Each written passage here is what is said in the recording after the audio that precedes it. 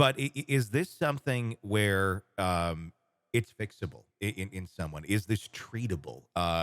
If one is, and I know it's a spectrum, so probably that very much plays a big role in this. Mhm. But just it seems like the building blocks aren't there when you study Mhm. this for anyone to even like start to construct a fix to themselves. So, Mhm. but can it? I mean, obviously, things can be mimicked, things can be learned. I mean, and they can look at it and go, "Oh, this is how people act, or healthy people act, and maybe I should start Mhm. doing that." And that's one way, I guess, of like fixing it, at least to be able to function amongst others in a seemingly healthier way. But can it ever truly, with someone like this, um, can that be changed in a mind? Can someone go, oh crap, I didn't.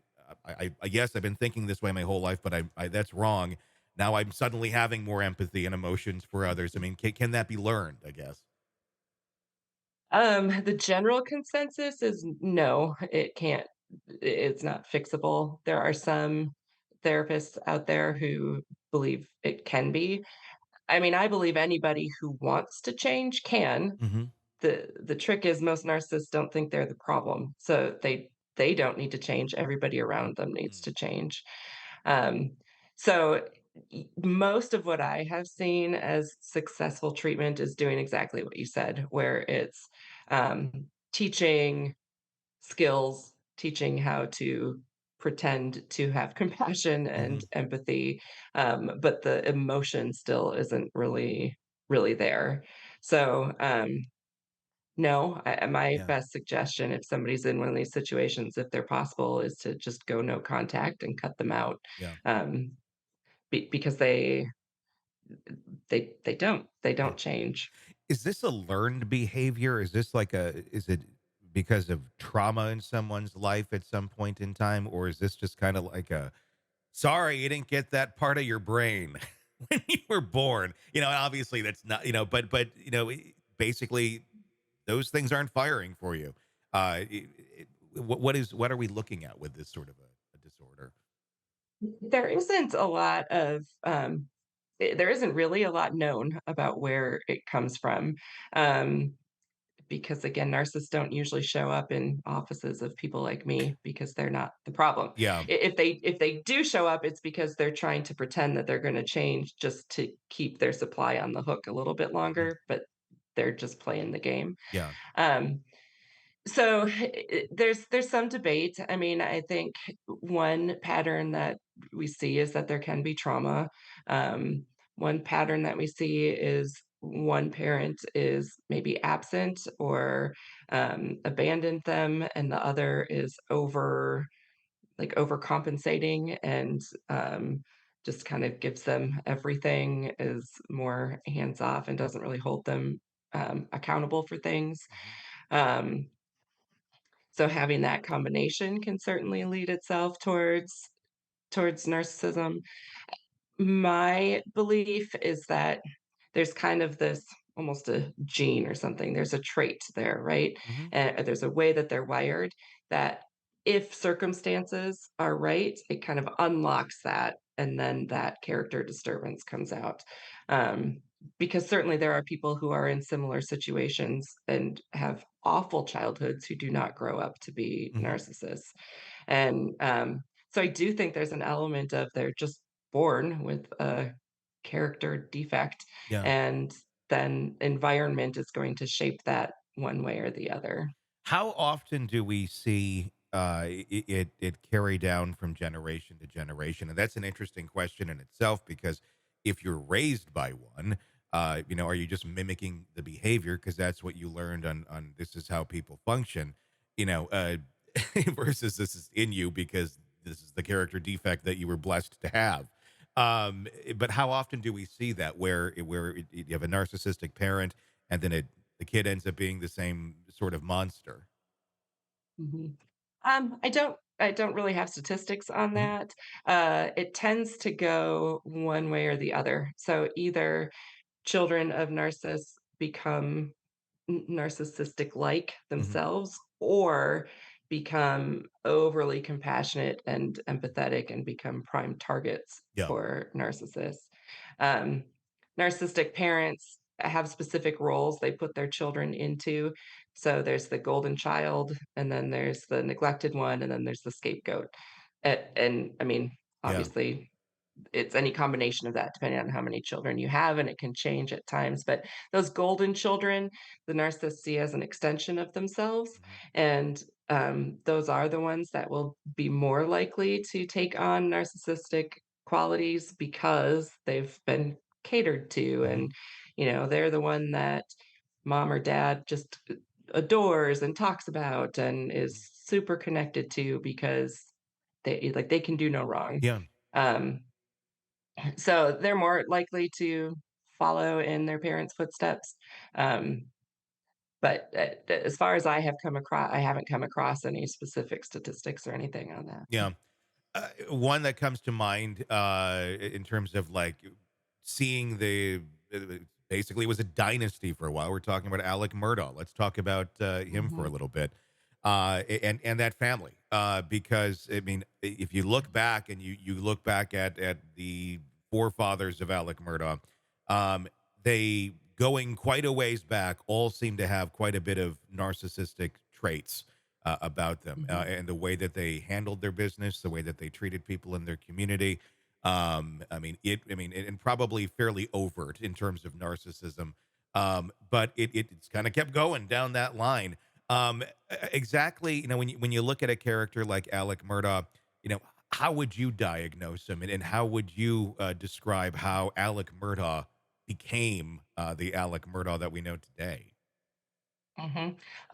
Well, I'm not going to officially diagnose anybody Sure. that Yep. I have not met. I know. Yep. I know you So, can't do that, but the yeah, caveat, just yes. in theory. Yes. Yeah. Yes, I would put him in the malignant narcissistic Mhm. category. He certainly shows traits of being a narcissist. In some ways, like he is a balance, in my opinion, of that overt style where everybody in the county knew you just don't mess with the Murdochs, right? But he also kept up that appearance of being a person of high standing, right? Mhm. So there is a level of covertness in there. I've been very curious about what the actual dynamics between he and Maggie were Mhm. because we don't actually get a lot of information about Maggie and about what the dynamics of their relationship was. Mhm. My guess is there was more abusive situations, at least psychologically, going on in Yeah. the home. Um, and yes, so of course, I mean, it was modeled down. He certainly, when we look at entitled people and not having to face consequences, I mean, that was all the way down through Paul and Buster Yeah. still, right? Like, um, so yes, I think he came by it pretty genuinely and partially probably learned and partially just genetic Yeah. and how he was born. Can people who are otherwise healthy, especially kids, be turned into narcissists by conditioning? I mean, what I'm thinking of here is like Paul Murdaugh, or rather Buster Murdaugh, Mm, with the boat accident and all of that, and just the entitled, nothing's gonna get me. And I know kids can be like that, but it seems like, I guess, Alec, had been like that as well, and the kids end up being like that. Essentially, not having any sort of consequences for one's children, allowing them to just kind of do whatever they're going to do, and almost celebrating that, almost praising that, enabling that over and over and mhm. over. Does that create that type of a personality disorder, or is that just, this person is just very entitled and shitty? Yeah, I mean, there's certainly a Yeah. difference between a jackass and a Yeah, narcissist, exactly. Yeah, right? yeah. I mean, but it's a fine So line sometimes. it Yeah, is, yeah. it is. Um, so and, there isn't in my I haven't I don't know enough about Buster, but Mhm. he strikes me as somebody that perhaps, has put on the traits and benefited from Mhm. some of the narcissistic behaviors. Whereas as we learn more about Paul with the boating accident and how he treated his girlfriend, it seems like there was more of that just genuine narcissism in there. Mhm. So the difference really is the emotional ability. Mhm. Do they have genuine emotions? Like, they might be saying the words, but is there emotion that is actually backing up the words? Um, so can it be created? I don't I don't think actual narcissism can be created Mhm. because you do have people who follow in narcissist footsteps as far as behavior, but then they have genuine remorse or they feel guilty or they feel conflicted about it or they can understand how the other person is feeling. Yeah. Um, whereas a genuine narcissist doesn't. Yeah, it's like, I guess it's kinda like, can you condition someone to become a narcissist? Right. That's and yeah, you're Eh, either you have the I guess if someone has empathy, they're not going to suddenly not have empathy because you're trying to condition them some way. I mean, I guess you could right. beat it out of them in some way, shape, or form, but it's still part of who they are. I mean, and with a Right. narcissist, that's like the building block that's not there. Right. And Right. yeah. Um, It is I mean, an example I could give is from my own life where my oldest son was mimicking some of his father's behaviors, who Mhm. is the Yeah. covert narcissist. Um, and I had a conversation with him. He's also a super empathetic kid. And I had a conversation with him. I was like, okay, like, here's the deal. You get to choose what kind of person you want to be. Mhm. Does doing that follow along with who you are, or does it not?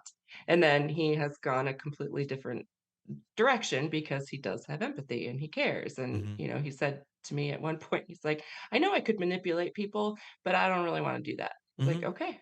Yeah. So I, yeah, so they can put it on or they Mhm. can follow mimic, but Yeah. if it's not in them, it's not in them. It's that power of choice that I think eludes a lot of people sometimes, and especially when you're a kid, you don't think of it that way. But sometimes it's like, oh, I can choose to be the way I'd like to be. I don't have to just follow what mom or dad or whoever is influencing me is like, because that's what I'm supposed to do, or you don't know any different.